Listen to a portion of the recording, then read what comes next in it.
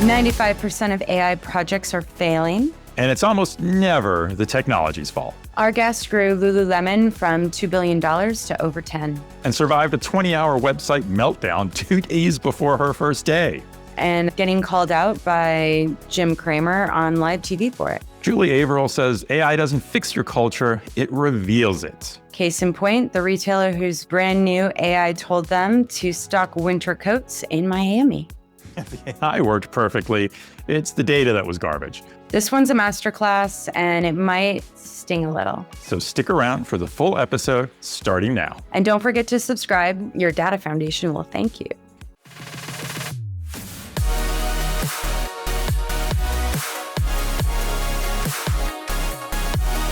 Welcome to Retail Transformers, candid conversations with the visionaries shaping the future of commerce. I'm your host, Ricardo Belmar. And I'm Casey Golden. Ricardo, every conference, every keynote, every LinkedIn post this year is the same word on a loop. AI, AI, AI, AI, AI. So right. And the pitch is always the same too, right? It's buy the platform, bolt on the intelligence, watch the magic happen. Except it mostly doesn't. Also true.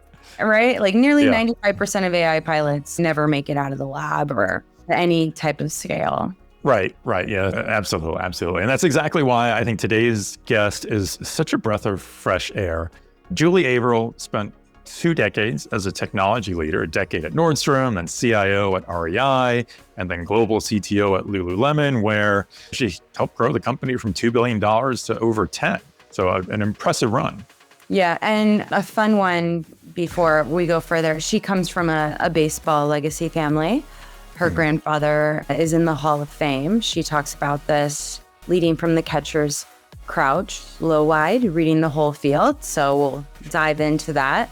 That's right. And of course, Julie has a new book coming out today, in fact, The Chief Impact Officer. And I think the subtitle tells you everything you need to know about what we're going to talk about. Real transformation comes from human, not just artificial intelligence. Her core argument is one every retail leader needs to hear right now. I think we all just need to hear this right now. We all need to hear it. AI does not fix your culture. It reveals it. Exactly. The technology is just exposing the broken processes and the weak data that we're all living with. It's being exposed faster. And we're finding more problems than the ones we intended to solve with that AI solution. That's right. And I think the stories that Julie brings are fantastic, starting with the one she opens the book with, a 20-hour website outage that hit 2 days before she even officially started the job. And then Jim Cramer, no less, on CNBC calling her out by name on TV as what her goal needed to be. So there's that, for example. Yeah, and then there's building a tech hub in Bangalore that reached 46% women in a country where STEM is overwhelmingly male-dominated, and treating inclusion as a full-on business strategy and not a checkbox. That's right. And a refreshingly honest admission about the data foundation that she intentionally kept putting off until AI basically made the bill come due. Yeah, it's a great one. One of my favorites. Of course, being the data junkie that you are. But first, before we get into that, let me tell you about our sponsor of the Retail Razor Podcast Network, Retail Club, and their latest industry event. Join 2,000 retail leaders at the Retail Club AI Festival. It's happening September 22nd to 24th in Huntington Beach, California. Dive deep into how AI is reshaping retail while soaking up the sun at a fully outdoor beachside venue. Yes, you heard me right. It's on the beach. Decision makers from retailers and brands can attend with free tickets and up to $1,250 in travel reimbursement. So head to retailclub.com/retail-razor-podcast to learn more and get your ticket today. Thank you, Retail Club, for helping us bring you, our audience, this podcast and all our sister shows in the Retail Razor Podcast Network. Yep. And a quick favor, if this show brings value to your week, please leave us a 5-star rating and review on Apple Podcasts, Spotify, or Good Pods. It genuinely helps more retail minds find us. And if you're watching on YouTube, hit that like, subscribe button, and so you'll never miss an episode. Oh, and one more thing. Retail Transformers is, of course, part of the Retail Razor podcast network. You might have picked up on that. So when you're done here, check out our sister shows, the Retail Razor Show, Blade to Greatness, and Data Plates. All right, enough from us. Let's get into it. Here's our conversation with our latest Retail Transformer, Julie Averill, author of Chief Impact Officer, Real Transformation Comes from Human, Not Just Artificial Intelligence.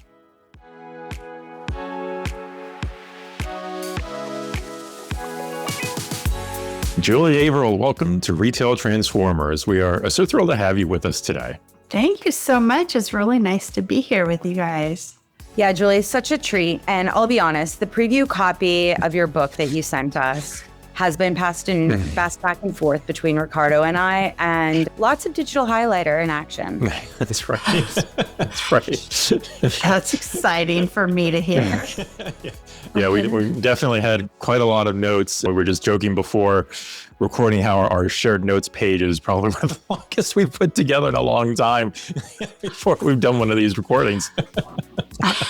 So I just want to say thank you to how open you were in the pages in the book, because it's just so rare to find what's put together as a business book, but it's just so honest in the way it's presented. Yeah, thank you. That's really the only thing I know is just to be honest. Yeah. And you made it in corporate. Well, that's right. Yeah. Yeah. So, but if you're just who you are, then it's so much easier than trying to be someone else. Yeah. So to keep from bearing the lead here, normally we start off these types of episodes asking our guests to give a quick background and history in retail. But I think in this case, you weave a lot of that into your overall narrative of the book, and we can just dive right in, and your background speaks for itself. So we have to start with the story that you opened with the book. I feel like really grabbed my attention. Absolutely. Right as you were about to join Lululemon and the website was down for, I think it was 20 hours, and called out Jim Cramer on national TV and CNBC calling you out that way. And you hadn't even started the job yet. Walk us through what that moment felt like. And what did you tell yourself the morning you walked into the office to get through that?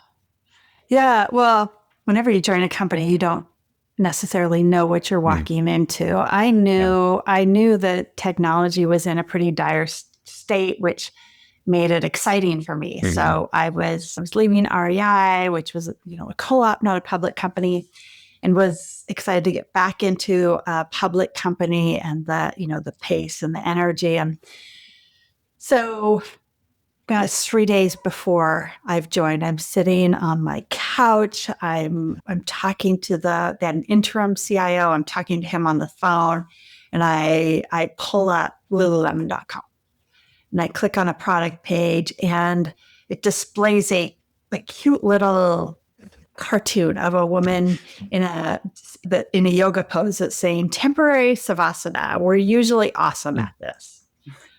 It's like, okay, that's an interesting error message. Definitely a different company, but why are we having an error message on the product page? I clicked on another one, same thing. The entire website was down. Wow. And so I told the CIO, and he asked me to send him a screen cap so that he could forward to the team. I wanted to get everybody on the phone right away. I hadn't yet started. Turns out that there was no monitoring that told the team that something was wrong, no alerting. And worse than that, nobody knew really who was in charge of it. The entire website had been outsourced to a third party. That third party had sold the data center that it was in, had sold it to another company. And so I started dialing for dollars, everyone I knew at Oracle and IBM, trying to figure out what's going on. They didn't know, IBM didn't know that the data center housed Lululemon.com. So long story short, we 20 hours later are able to get it back up and running. And then, yes, Jim Cramer mentions it on CNBC and says, Julie Averill better get to work, which was very obvious. And he was not wrong. But to answer your question, like, what was that like? It was a reality check for me, for sure. Wow, I'm stepping into this public company in the spotlight where this job is super critical. And I don't really know the lay of the land yet, other than what that told me is that there was lack of ownership. Right. So the team didn't have this mindset of, oh my gosh, this is my website. And of course, I know when anything is going on with it, that just was not the case. Everything was just, this is just what happens. And I want to know who owns this, who's responsible, who's driving this, and who's going to help me report back to Kramer that we got this under control. So that was the starting point. Wow, that's incredible. Yeah. So how did you go about kind of from there, right? Yeah, it's like where do you go from there to get that sense of ownership established? Yeah. Nowhere to go but up from there was what I thought, right? But I think to get ownership, you have to make it, first of all, it has to be a safe place where people can talk about the failures and really what's wrong. And so I had to come in quickly and work with the leaders and say, I need to know really what's going on. And it wasn't until my infrastructure leader and I had a conversation, and I was asking, like, I want to see your cloud strategy. I want to know, like, how we get out of data centers, how quickly we can do this. And there was just like this pause and this hesitation until finally he said to me, Julie, your predecessor was a bare metal sort of guy, meaning no cloud strategy, right? Wanted to own the servers, wanted to own everything on them. And so that gave me a really clear perspective of where the team was at. Right. And once I knew that, then we could build. Like, okay, I told Mac, I need you, right? Because this is our starting point and we have to build to something much different. Yeah. Quite an interesting time. I can imagine. Yeah. Quite the time. Yeah. Your grandfather was a Hall of Famer. Your dad played for nearly a decade. You used the catcher's crouch as a leadership posture, low, wide, ready, seeing the whole field. I think you kind of just used an example of that as well. What can baseball teach us about running a technology organization that business and university won't necessarily? I think it's a great analogy. Well, yeah. It wasn't really until I started writing the book that I started thinking about this. I have my MBA. You learn a lot about frameworks and ways to categorize and think about problems. But I describe it as systems thinking. And the catcher is that one that's sitting there in the ready pose while every other player is looking toward the batter. The catcher's looking out toward the field. And what I learned from my dad as a catcher was that he knew every player, but he studied people. He knew their behaviors. He knew their instincts. And that's what you have to do to be a professional catcher, right? You have to understand the behaviors, and if you pitch it outside, they're gonna swing at everyone because they love an outside pitch or whatever these tendencies are. But that's just the way he looked at everything. So he saw companies as the sum of the parts. You understand the parts, you understand what they all do, but he also saw how they all work together. And that also applied to people, right? He knew people really, really deeply. And so I think it taught me to do both of those things, to understand how corporations work, how to integrate all those frameworks, of course, but also how to see the people and what motivate people, how they're going to behave under pressure, how they're going, what their tendencies are. And you can recognize if this is a stress response, how they respond to challenges, where their opportunities are. I think the sports reference, it speaks to me. I've been doing so much research on like women leaders and who makes it to the top, right? And it's something like 94% of C-suite and senior executives in leadership that are women, 94% of them played some type of competitive sports. So I'm a big, huge sports advocate for girls because it's like, I think that there's so much when it comes to being on a team, leading a team, being a team captain, working in sports and being able to navigate all of those people and all of those personalities. I do think it's like one of those key things that does kind of bring us all together, even across companies. Think of it a little bit more like how we interact and engage in leading teams in sports. I think that the analogies really follow through. So I really like totally. Yeah. I mean, a shared goal, right? When you're part of a sports team, you have a shared goal and everybody has their role, but you share this goal of a victory. So that mindset is definitely something that carries you through your career. You're not a single person out to accomplish something only for yourself. Those are not the people that you want on the team, right? You want the people who have that experience of being able to work toward a common goal, to get better, to practice, to hone your skills. You see my pickleball paddle here. My sport in high school, unfortunately, was debate, which does not really teach us all the things that we just talked about. But I did play other sports, but pickleball is what I love now. And you have a partner, and you have to learn on the court those dynamics of communication in real time. Who's the stronger player and gonna take the those shots in the middle. It teaches me a lot every day. Yeah. So going back to your amazing run with Lululemon, you went going from 2 billion to 10 billion in sales. And at some point in that journey, did you ever genuinely not know if you were going to pull it off? I mean, what were the things you kind of looked to kind of guide you to say, I got to stay in this direction. This is the vision. This is that goal that we're all marching towards. Yes, I did have many moments of doubt, especially the first year. The first year was really difficult because here's a company, a $2 billion company that is growing in every direction that you can imagine, especially once we put the new website up, right? That started the flywheel of more people in the stores, more online transactions.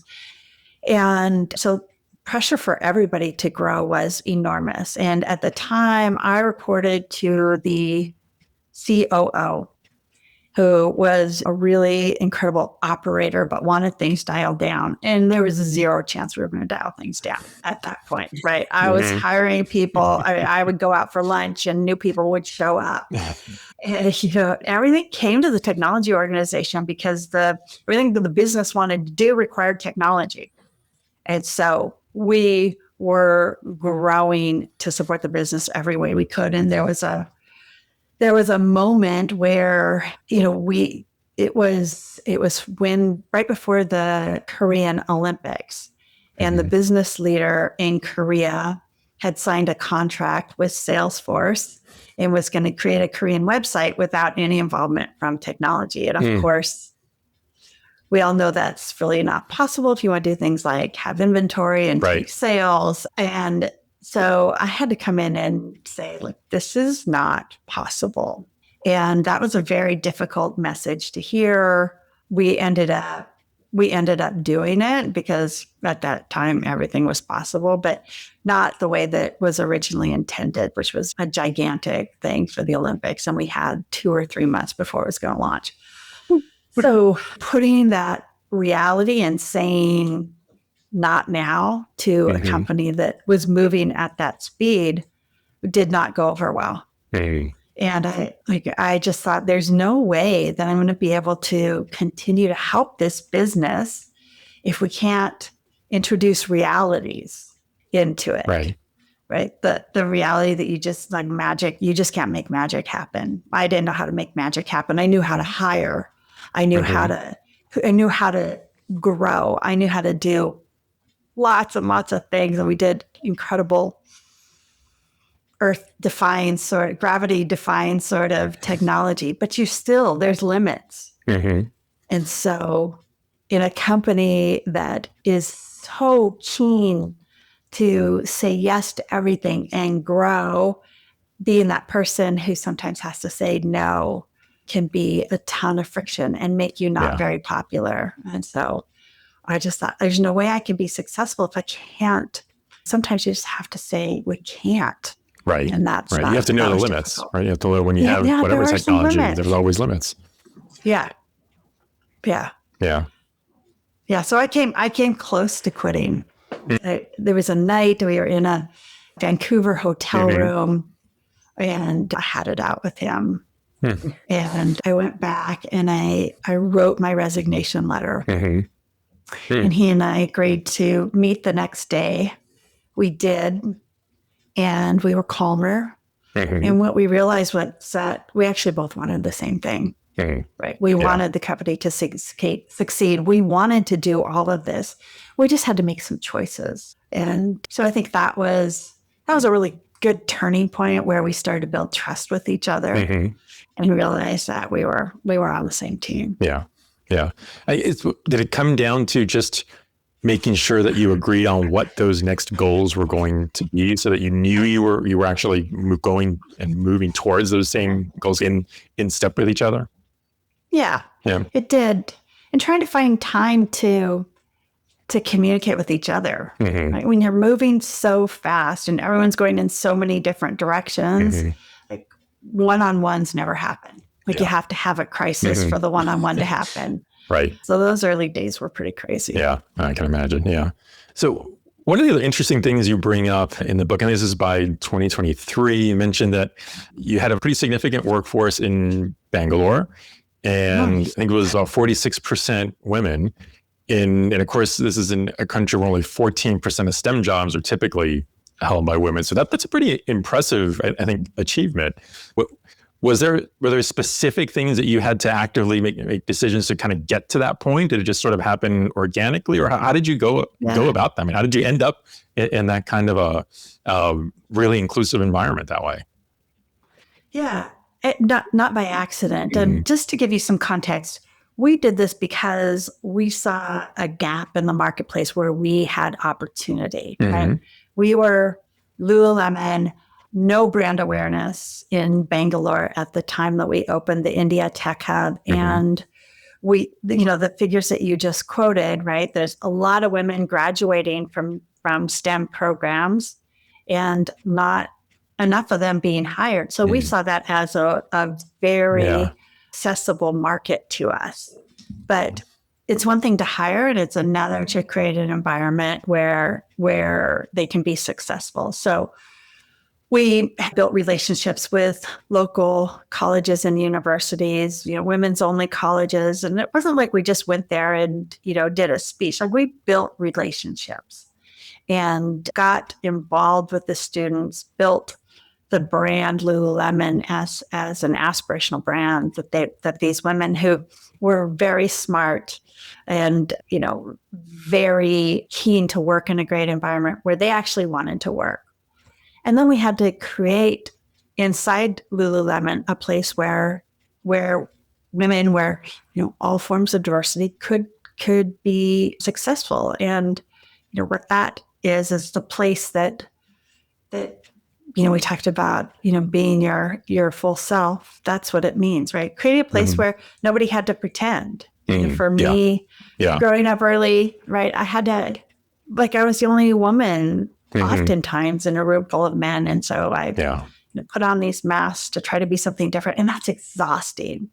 So we wanted to create a place where women could be themselves and be really successful. It was so cool to see how much energy and excitement there was, not just in the women, but in the entire workplace. This was truly a place where the culture of innovation was just part of the air that you breathed. You walked in and there was energy, and the speed at which innovation happened was incredible because it was a safe environment where you could talk about your ideas without judgment.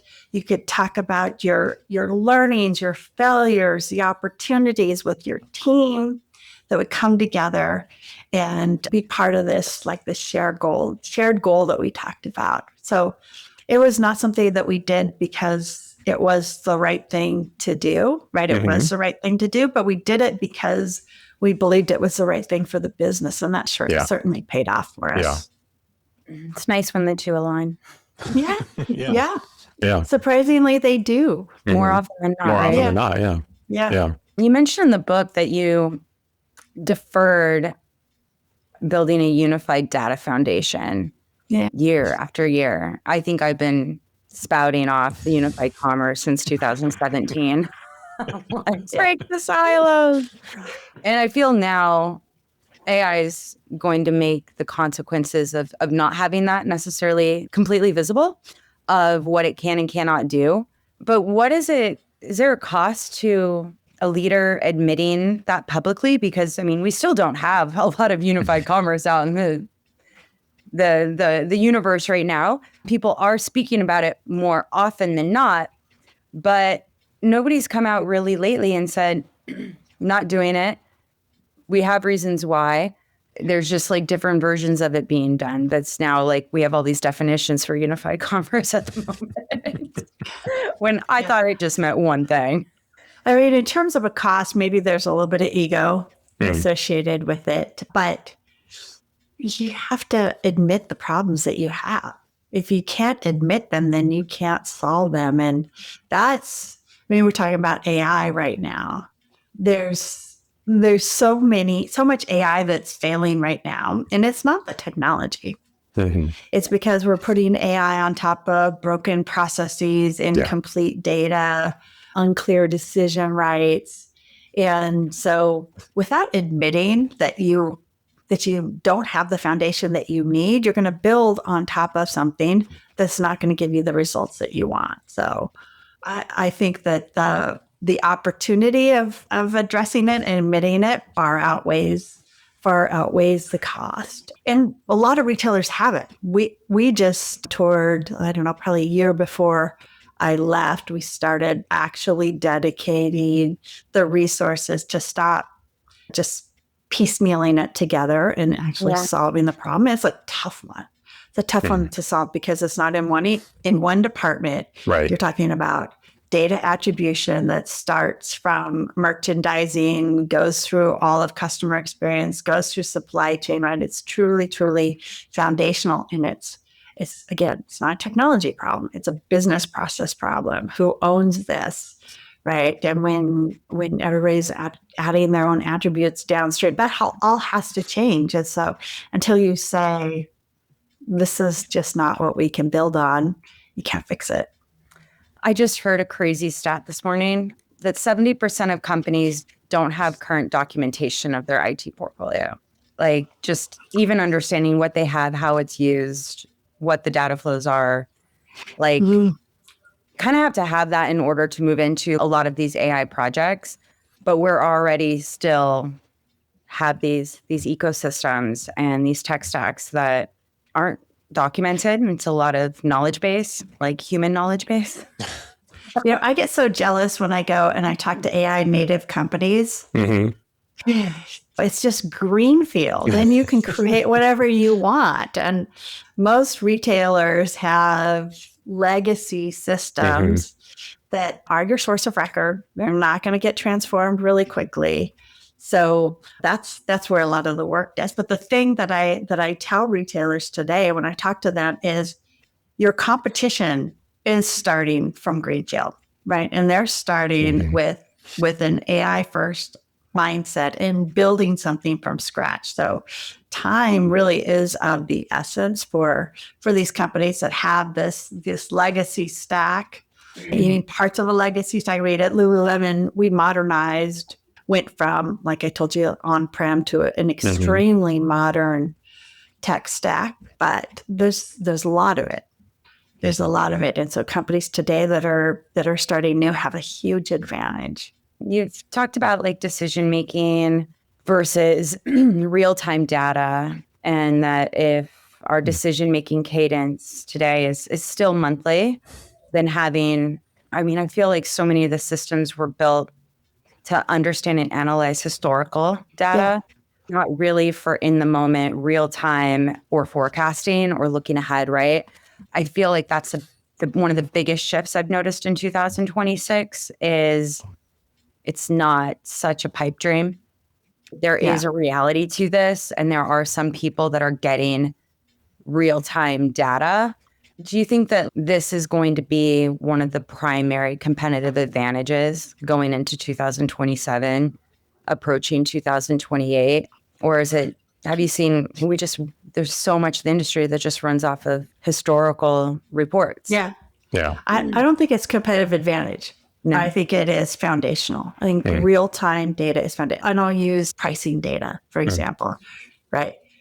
Competitors are changing their prices on a minute-by-minute basis.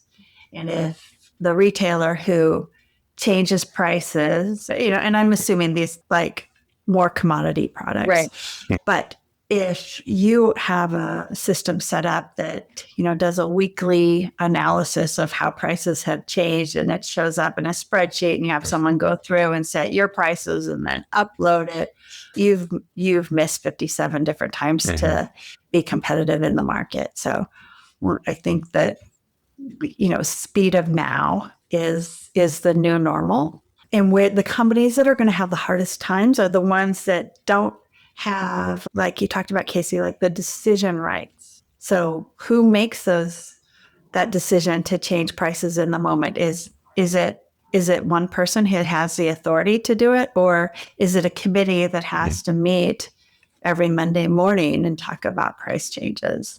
Oh, good. So how decisions are made, how the organization's set up to allow real-time decisions, and have also the guardrails in place that you need to make sure that you can trust that those decisions are being made right.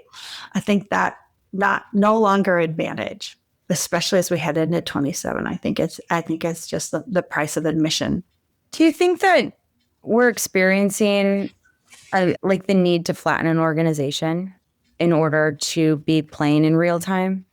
Is that part of the struggle that we're starting to see, is that it's just not flat enough, and there isn't enough people that have decision-making capabilities across the entire supply chain, across the entire business, to be able to have maybe access to the data, to be able to have the insights, to make that decision and have that authority?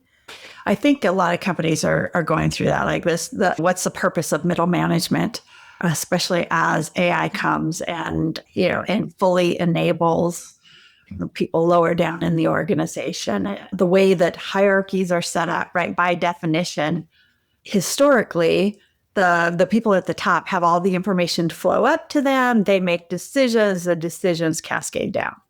Right. Now, if we flip that on its head, now information is available at the lower level of the organization, what goes up and what comes down. So yes, flattening.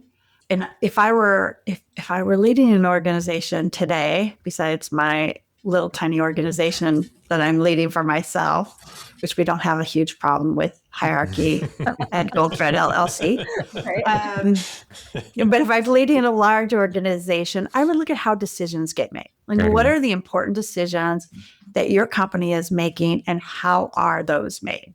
I think there's there, study that, and then test it. Like how are decisions made in theory, and then how are they really made in practice? So when you try something new that the organization doesn't yet have the muscle to do, how hard is it? Yeah. Right. And what does it run into? What are these antibiotics that your organization throws out to try to resist the change? Yeah.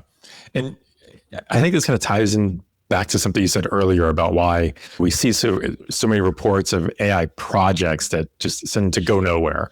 And so often it seems like that's exactly what it's kind of exposing. It's that the process you're layering the AI onto wasn't built for that.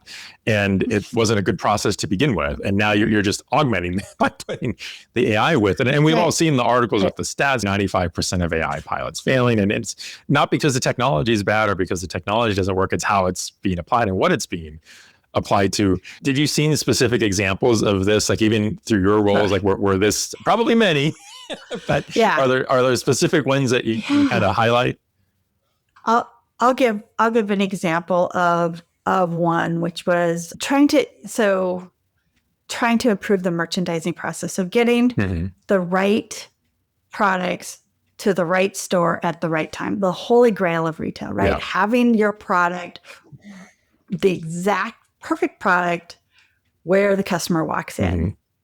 Very difficult, many people involved in this. And so there was an AI solution. We're going to fix this. And you can create a beautiful demo of how this works. Yeah. And so CEO, head of merchandising, everyone gets really enamored with this. Oh my God, it's so amazing. And then you start counting, how can we reduce time to market? It's going to be significant. And then you send a team out. They sent a team out to be able to explore, come back. The CEO and the head of merchandising asked some questions like, terrific. How do I make sure that I still get to show seasonal assortments in the stores? And the answer is, well, if that's the best product to sell, you'll sell it. But if it's not, so just because marketing or merchandising wants to promote a certain product, that's not going to be bought. And so you can create systems that are idealized, but the reality of an organization is much more complicated. And then the next step is who has to give up decisions every step along the way to make this happen? Let go of that Excel spreadsheet that you've been building for the last 5 years, and you've been looking at your historical trend, and now you're going to put it into this little box that'll show you how it came to that decision, perhaps, but you don't get to chew on the data. You don't get to fully understand it. You have to trust a system. Yeah. I've seen that model play out a couple of times. And it's like we've seen this movie before, and you can predict how it's going to happen if you don't really talk about what are we trying to accomplish. Then you pull a system in. You don't go search for an AI magic solution, look at the demo, put the demo in place and say it's going to work for us. That's it's a culture issue, isn't it? At the end of the day, that you're going to almost have to break the culture a little bit if that's where the issue is. You can't just expect AI to fix that. Totally. Yeah. It's culture. And you also have to involve, this is why I'm harping so much on the point that it's not the technology, but the technology is the easy part. Like you said, the technology is the easy part. You have to involve people who really understand the business and can make sure that the technology fits the business. Now, it doesn't mean that you shouldn't change your business processes. You absolutely should. But they have to be involved, because I'll tell you, I've hired a lot of really great technologists, and I don't want them making decisions on which products should be sold in the stores, right? We need the experts there. Yeah. I love myself a good editor. Yeah. When companies sold the return to office, they pitched the upside and skipped the real cost people were absorbing. You argue that leaders are kind of doing the exact same thing with AI right now. What's not being said out loud? And what do you think is going to happen when the bill comes due? Yeah, I talk about this in the book, right? My role in it. And, I think, so for return to office, right, we, as a board, as a senior leadership team, whatever it is, the decision is to bring everyone back into office 3 days a week, 4 days a week. And so, as an executive, your job is to go and bring people along and make this happen. And so I sold the upside, right? And I really believed in the upside, right? Having the ability to share in the culture together every day, to have the water cooler conversations, to be able to have in-person connections on the road. I believed all of that. But what I didn't say was, and there's a cost to all of you for this. The flexibility that you've built of being able to go pick up your kid after school, right? That goes away. And you're probably going to have to hire someone, right, to do that. Or to be able to care for your parents in your home while you're working. now. And so these real world implications, by me not addressing that, people either think you're lying or you're naive. Because they know the truth. People are smart and they know the truth. And so, of course, there's resistance, and then you lose trust. The cost of losing trust is really, really high. It's very easy to lose trust, very difficult to gain trust. And so what I see companies doing with AI right now is talking about the upside of it. Right? Oh, we're going to have so much efficiencies. Everyone's going to have all these tools, all these answers at their fingertips, and it's going to be amazing. Instead of saying, look, I know you're scared about your job, right? And I can't promise you that your job's not going to go away. But here's what I can promise you, that you're going to be involved in that process. And I'm going to support you every step of the way to get all of the support that you need to be able to make use of this technology and enable you to do different things. So it's that honesty. And again, people are smart. They're seeing all the headlines and companies are making it so much worse today for everybody because they're laying off under the headline of AI efficiencies. And it's like, you look a little bit deeper. This was not a company that was doing well. This was a company that overhired during the pandemic, right? And they need to cut the fat they built. And instead of saying that, they're saying, look how amazing we are because we're trimming 3,000 people because of AI. It's not because you found the efficiencies from AI. Maybe you want to go more into AI. Maybe you want to invest differently. But by not being honest, just like by us as a collective, not being honest about what AI is doing to our economy, we're scaring the daylights out of people, right? I teach a class at the University of Washington, and it's a master's program. I've got really smart, engaged students. I love being there. And we talk about careers. And I've got one guy that just got an undergraduate degree 3 years ago. And he asked me, is my degree even relevant anymore? Because all the tools that they taught me how to use are no longer relevant. My answer is yes. You're still relevant. Now, maybe those tools aren't. You got to adapt, but you didn't take a degree just to learn how to use tools. Exactly. So it's that human side. I'm going, you got me on my soapbox on this one, but it's that human side. Right. Well, I mean, I think the entire internet right now is on that soapbox with you, with all of these commencement speeches at university graduations now. Right. The amount of booing is pretty incredible, but also a lot of the speakers just speaking on how important it is for people to lean into being a great person and to follow that passion and continue doing all the things we've told everybody to do for 100 years. It's like, find your path, be super passionate about it, and just, trust that, you're not going to necessarily be replaced and then nobody's ever going to have a job again, right? There's so much of this like existential fear in the media and by some leaders really amplifying that. Every time I see an article lately that snags my attention, I go and I'm doing research. I'm like, do you have an open round? Because if you have an open round, then this isn't for right. I mean, it does start to come off. Right. You're so efficient. You've let all these people go, but you're going after money. And there's a point where all these claims of because the AI is helping us be more efficient and these things that it starts to become so inauthentic that you start to peel away the layers here as well. If you were so efficient, then why your business must be booming?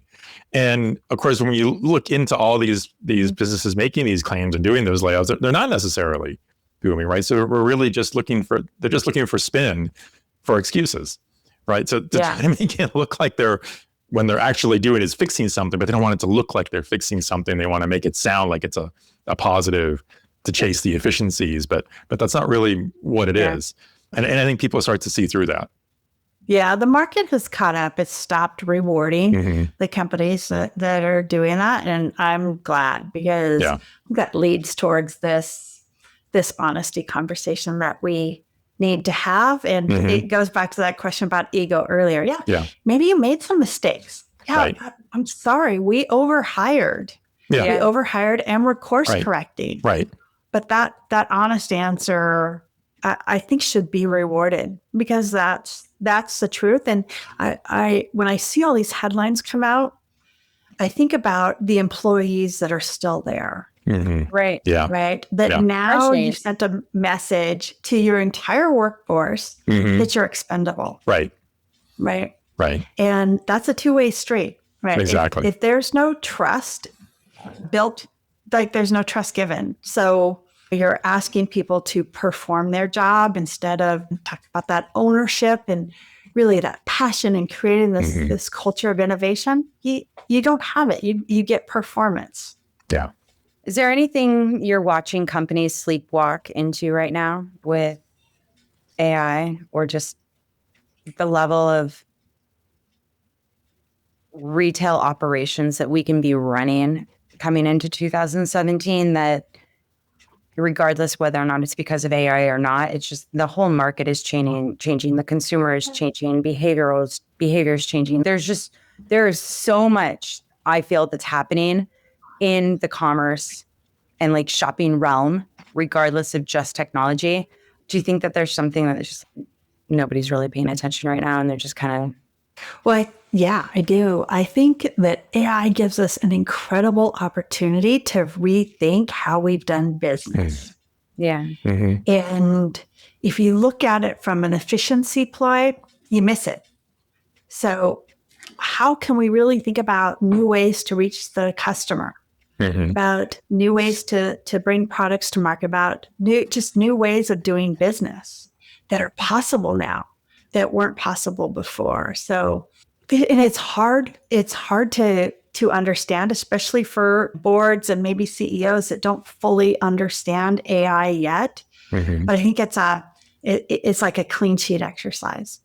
Yeah. So it's a good way to put it. If we had a blank sheet of paper, how would we build this business? So bring your technology team, bring your business team together, and just think about what could be possible if we were that startup today, reinventing in our space today. Yeah.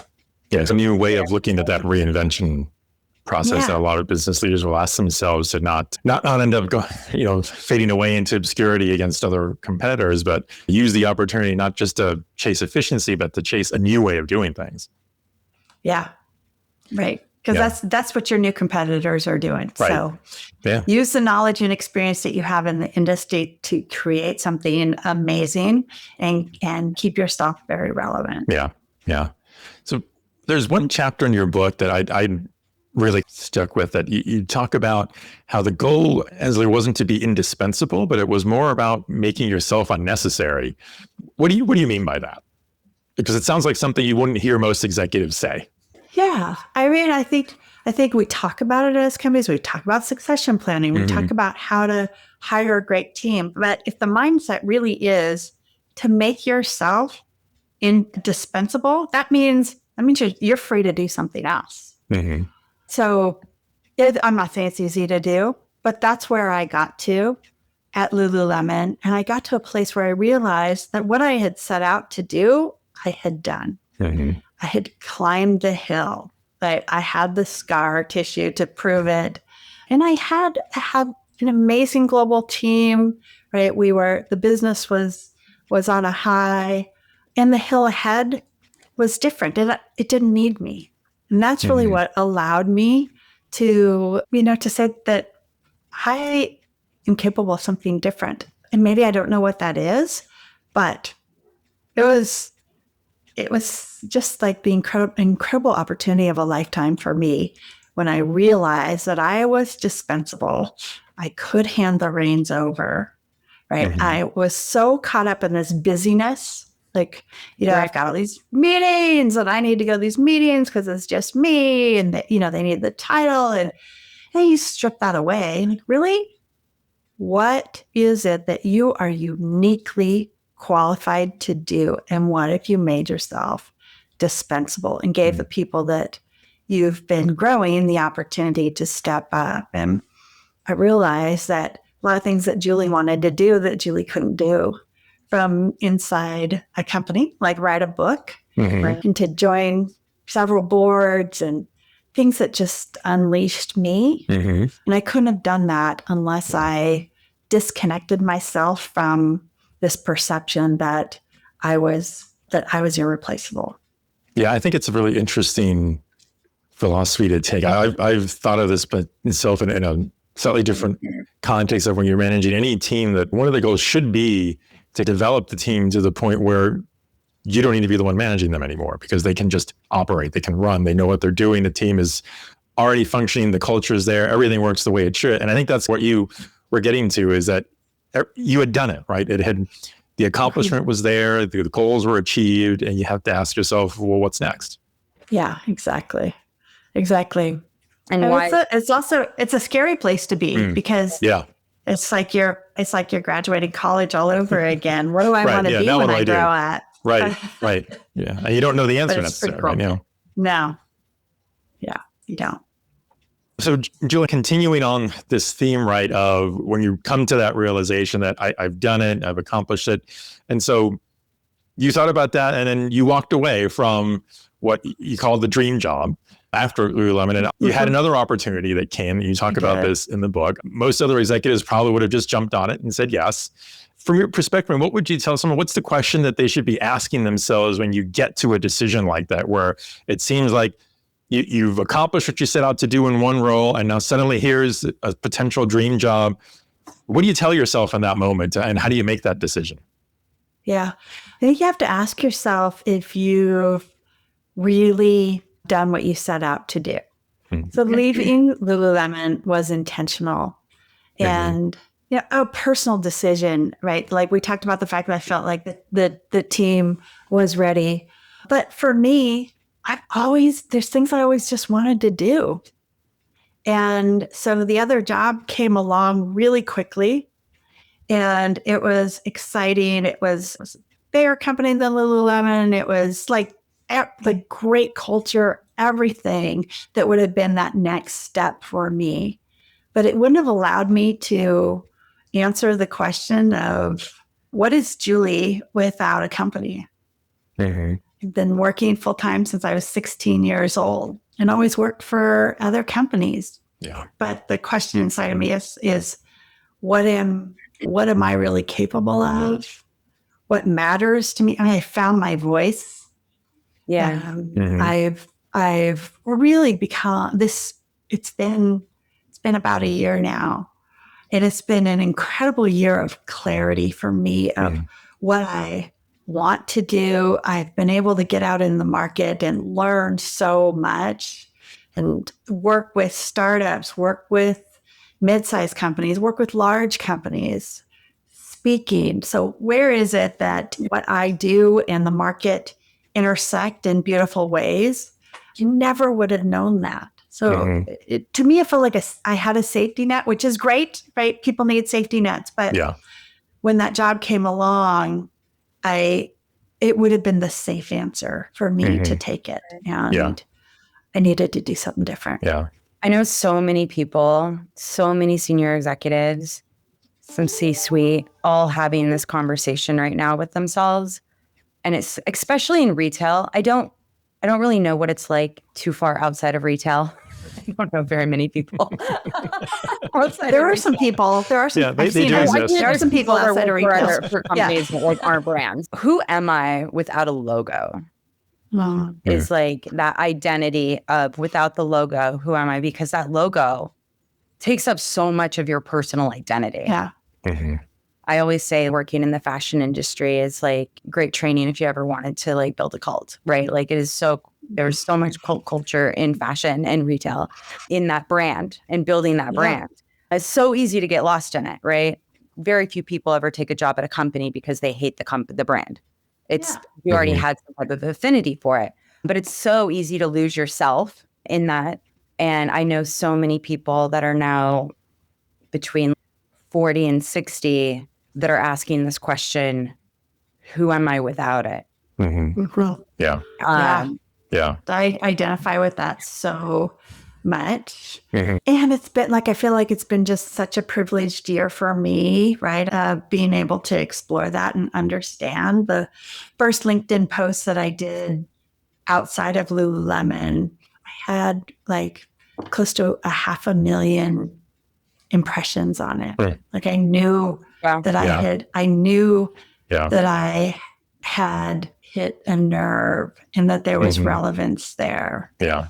But I didn't know what that meant. Right. Yeah. So that's why I'm excited about this book. Is I get to talk about all of the experiences that have shaped me, the stories that have shaped me, and the beliefs that I have come out of it that help really forge great leadership.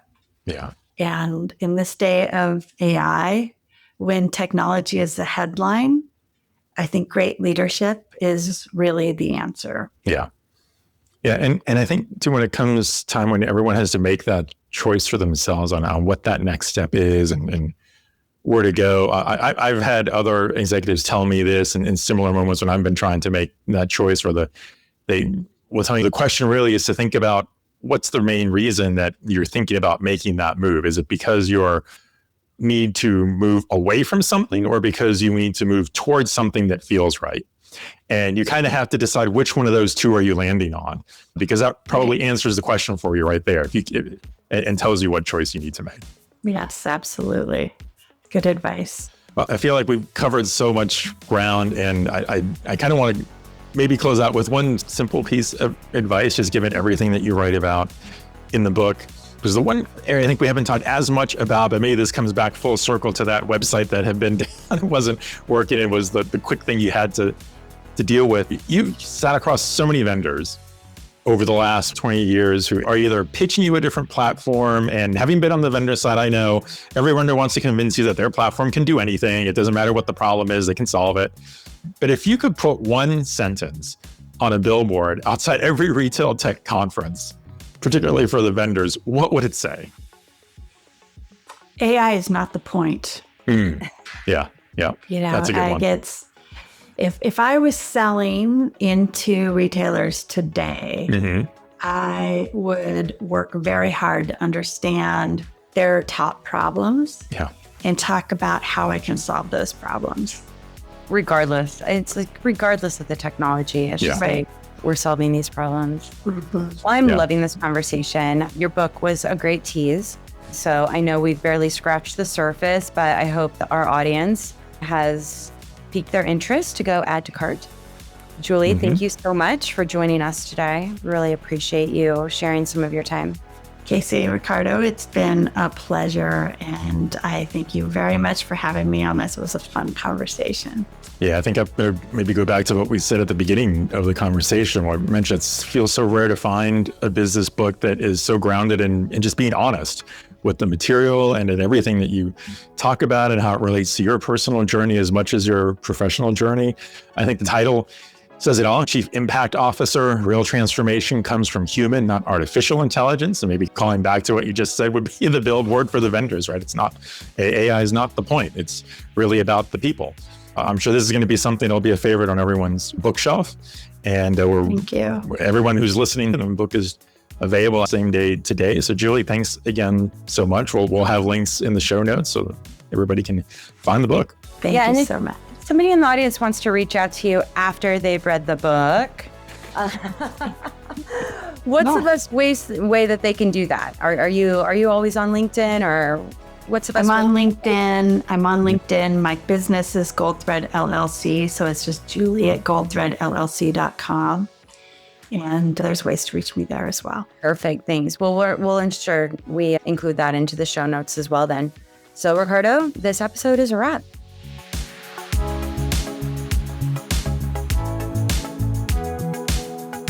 Admit it, you love this episode, so why not drop us a 5-star rating and review on Apple Podcasts, Spotify, or Good Pods. And if you're watching us on YouTube, like and subscribe before you go. I'm Casey Golden. Follow us on LinkedIn, Blue Sky, Threads, and Instagram, and subscribe to our Substack for highlights and bonus content. For transcripts and guest info, visit retailrazor.com. I'm Ricardo Belmar. Thanks for joining us on the Retail Transformers podcast, part of the Retail Razor Podcast Network. Until next time, stay sharp, be bold, and keep transforming retail. This is the Retail Razor Retail Transformers.